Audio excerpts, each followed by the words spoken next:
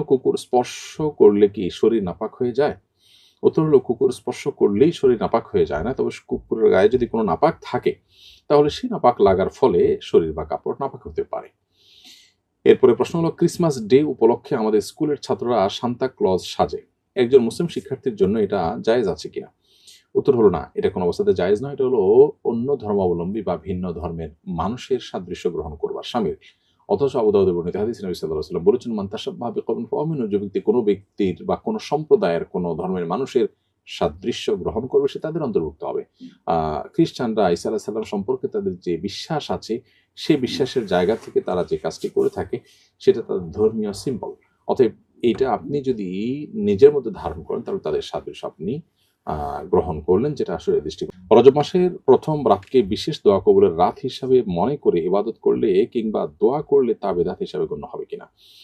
রজব মাসের প্রথম রাত দোয়া কবুলের বিশেষ রাত হিসাবে কোরআন হাদিসে কোথাও সাব্যস্ত হয়নি, বিধায় এই রাতকে কোরআন হাদিসের আলোকে আপনার ফজিলতপূর্ণ রাত মনে করা বা সে অনুযায়ী এই রাতকে পালন করা, এটার কোনো সুযোগ নেই, এটা বেদাতে পরিগণিত হবে। ইমানদার যে কোনো সময় দোয়া করতে পারেন এবং কবুল হওয়ার সম্ভাবনা থাকে, সেই জায়গা থেকে রজব মাসের প্রথম রাত হোক, দ্বিতীয় রাত হোক, এই রাতগুলো যে কোনো রাতেই আপনি দোয়া করতে পারেন, সেটা ভিন্ন বিষয়। এক রাকাতে একই সূরা একাধিক জায়গা থেকে তেলাওয়াত করা যাবে কিনা? একই রাকাতে একই সূরার কয়েক জায়গা থেকে তেলাওয়াত করা ভেঙে ভেঙে, এটা সাধারণ অবস্থাতে অনুচিত এবং এতে অর্থের ধারাবাহিকতা ঠিক থাকে না।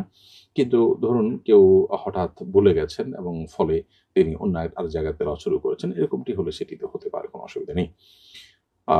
আর যদি একই সূরা একাধিক জায়গা থেকে তেলাওয়াত করেন এবং সেখানে অর্থের মধ্যে কোনো প্রকার অসম্পূর্ণতা তৈরি না হয়, তিনি জানেন বিশেষ কোনো কারণে আপনি একাধিক জায়গা থেকে তেলাওয়াত করেন, তো সেটাও জায়েজ হতে পারে। কিন্তু সাধারণ অবস্থাতে এক জায়গা থেকেই টানা তেলাওয়াত করা, এটাই হলো সুন্নাহ সম্মত। নবী সাল্লাল্লাহু আলাইহি ওয়াসাল্লাম সালাত আদায় করেছেন।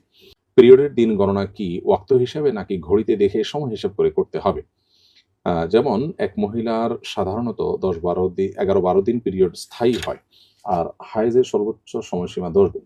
এখন 1 তারিখ দুপুর 3টায় পিরিয়ড শুরু হলে 11 তারিখ সে কি ঘড়িতে 3টা বাজার পরেই ফরজ গোসল করবে, নাকি জোহরের ওয়াক্ত শুরু হলেই ফরজ গোসল করে নিতে হবে?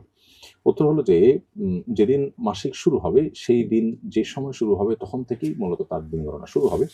কোনোদিন যদি বাদ ফজর শুরু হয় তাহলে যখন শেষ হবে শেষ দিনের বাদ ফজরই মূলত তিনি তার মাসিক শেষ হয়েছে ধর্তব্য হবে এবং তিনি তখন গোসল করে তখন যে কোন নামাজের ওয়াক্ত থাকলে সে নামাজ থেকে তিনি শুরু করবেন। অতএব নামাজের ওয়াক্ত এখানে বিবেচ্য নয়, বরং সময়টা বিবেচ্য।